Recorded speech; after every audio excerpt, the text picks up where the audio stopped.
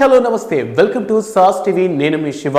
So మొత్తానికి ప్రేక్షకులైతే చాలా మంది తొక్కేయాలనుకున్నటువంటి ఒక సినిమానైతే ఆకాశం కాదు అంతకంటే ఎత్తులో తీసుకెళ్లి పెట్టారనమాట. సో ఈ పాటికే మీకు అర్థమై ఉంటుంది నేను ఏ సినిమా గురించి చెప్తున్నాను. హనుమాన్, తేజ సజ్జా ప్రశాంత్ వర్మ కాంబినేషన్లో వచ్చినటువంటి హ్యాట్రిక్ మూవీ అనమాట. సో హిట్ను కూడా అలానే అందుకుంది. సో ఈ హనుమాన్ సినిమాకి సంబంధించినంత వరకు చాలా కాంట్రవర్సీస్ నడిచాయన్నమాట. బట్ మొత్తానికి నిజమైన సినిమాలు లేదంటే మంచి సినిమాలు మన వాళ్ళు ఎప్పుడు ఆదరిస్తారని నిరూపించినటువంటి ఒక సినిమా.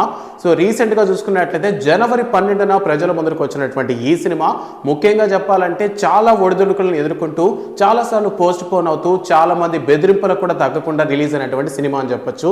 సో ఈ హనుమాన్ సినిమా రిలీజ్ అయిన 4 రోజులకి 100 కోట్ల క్లబ్లో అయితే జాయిన్ అయిందనమాట. సో రీసెంట్గా ఈ విషయాన్ని మైత్రి మూవీ మేకర్స్ అయితే ట్వీట్ చేయడం జరిగింది. సో ఈ విషయాన్ని చూసినప్పుడు చాలా మందికి చెంప మీద కొట్టినట్టు అనిపించుంటుంది అనమాట ఈ పాటికే. సో ఎందుకంటే ఒక సినిమాని ఎంత లాపాలని చూసారంటే రీసెంట్లీ చెప్పాలంటే చాలా దగ్గర కూడా థియేటర్స్ ఇవ్వలేదు. అండ్ రీసెంట్గానే మనం కానీ చూసుకున్నట్లయితే హైదరాబాద్లో ఉన్నటువంటి ప్రసాద్ థియేటర్కి సంబంధించి ఒక 3 షోలు హౌస్ఫుల్ అయిపోయినటువంటి 3 షోలు ఏవైతే ఉన్నాయో ఆ షోల్ని కనీసం కనికరం లేకుండా క్యాన్సిల్ చేయడం జరిగింది. But still that movie was wonderful. అంటే చాలా అద్భుతమైన మూవీ అండ్ వాళ్ళ ఎఫర్ట్స్కి తగ్గట్టుగానే 100 కోట్లు కేవలం 4 రోజుల్లో రావడం జరిగిందనమాట. చాలా తక్కువ స్క్రీన్లే ఉన్నప్పటికీ చాలామంది తొక్కాలని చూసినప్పటికీ చెప్తారు కదా, సత్యం ఎప్పుడు ఆగదు, ధర్మాన్ని ఎప్పుడు నమ్ముకున్న వాడికి ఎప్పుడు అధర్మం జరగదు అని. సో ప్రశాంత్ వర్మ విషయంలో అదే జరిగిందనమాట. సో ప్రశాంత్ వర్మ తీసినటువంటి ఈ సినిమా చాలా కాంట్రవర్సీని దాటుకుంది. అండ్ అంతేకాకుండా ఈ సినిమాలో నటించినటువంటి తేజ సజ్జా కూడా ఎంతో కష్టపడ్డారు. అండ్ తేజ సజ్జా కూడా ఫస్ట్ టైం నాకు తెలిసినంత వరకు ఒక మూవీ రిలీజ్ చేయడానికి ఇంత కష్టపడాలా అని ఖచ్చితంగా ఆలోచించుంటారు.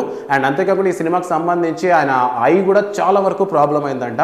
ఐ థింక్ రైట్ ఐ అనుకుంటున్నాను. సో ఆయన ఇంటర్వ్యూలో కూడా చెప్పడం జరిగింది. లైక్ ఆ లెన్సెస్కి అటువంటి ఒక ఫీల్ తీసుకురావడానికి ఆ లెన్సెస్ ఊరికే పెట్టి తీయడం అండ్ వాటిలో ఒకే ఒక ఐలో గ్లిజరిన్ అనేది ఎక్కువ యూజ్ చేయడం వల్ల ఈ సినిమా కోసం ఆయన కంటిని కూడా మ్యాక్సిమం అంటే బ్లర్గా కనిపించే లెవెల్కి తీసుకొచ్చుకున్నాడు అనమాట. బికాజ్ ఆఫ్ మూవీ స్టోరీ అలాంటిది అండ్ కంటెంట్ అలాంటిది. సో మన తెలుగు ప్రజలకి ఒక మంచి సినిమా ఇవ్వాలనేటటువంటి ఉద్దేశంలో హీరో కూడా ఎన్నో త్యాగాలు చేసి నిజంగా ఒక హీరోని నిరూపించుకున్నాడు అనమాట తేజ సజ్జా. సో వాట్ ఎవర్ ఈ పాటికే చాలా మందికి చాలా విషయాలు అర్థమైపోయి ఉంటాయి. సో మంచి సినిమానే మనం ఎప్పుడూ ఆపకూడదని. సో హనుమాన్ విషయంలో అయితే ఆ మాట చాలా మంది నిజంగా చెప్పాలంటే తెలుగు ఆడియన్సే కాదు హోల్ ఇండియాలో ఉన్నటువంటి ప్రతి సినిమా లవర్లు కూడా మూవీని ఎంకరేజ్ చేశారనే చెప్పాలి. సో స్టిల్ ఇప్పటికీ చెప్తున్నాను, ఇది 4 రోజు 100 కోట్ల క్లబ్ జాయిన్ అయిపోయింది.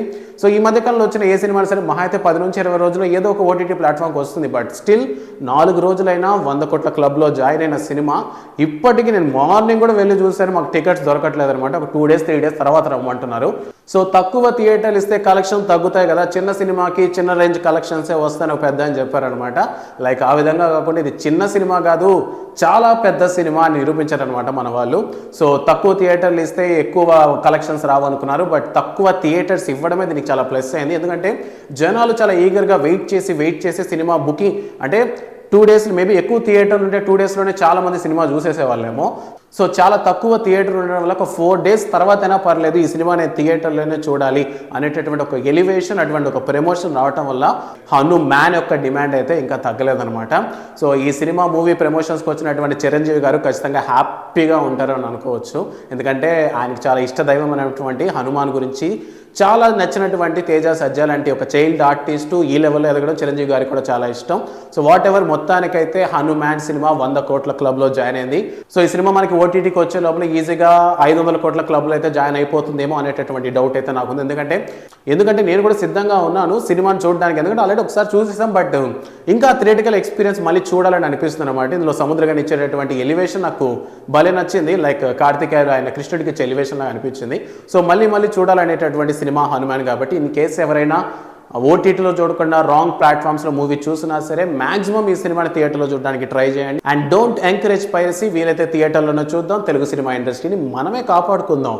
ఇది ఇవాల్టి అప్డేట్. మరో అప్డేట్తో మీ ముందుకు వస్తాడు శివ. Thanks for watching.